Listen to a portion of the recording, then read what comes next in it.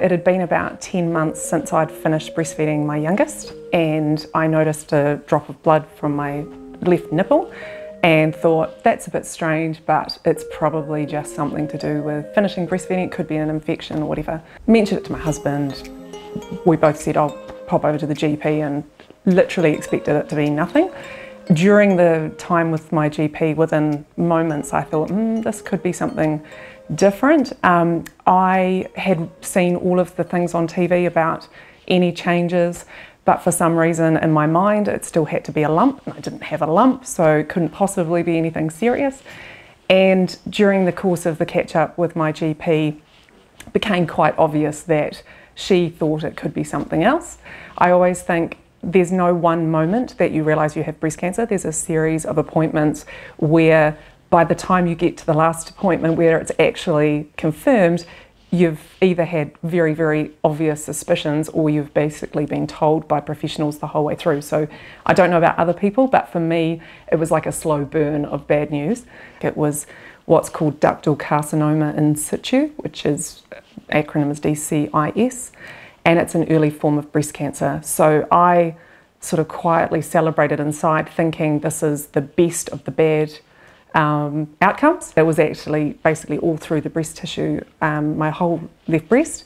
So it was 8.5 by 5 centimetres through the tissue. No detectable lumps in the imaging, but everywhere basically. It was the highest grade of DCIS. That there's two, low grade, high grade, the most likely to turn into invasive cancer.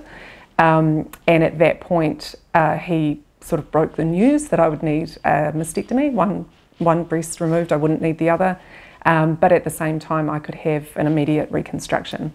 My husband was incredible, or still is, but we switched roles effectively. I became the person who was not the primary caregiver for our kids, and he took 6 weeks off, which was to help basically with the surgery and my recovery afterwards.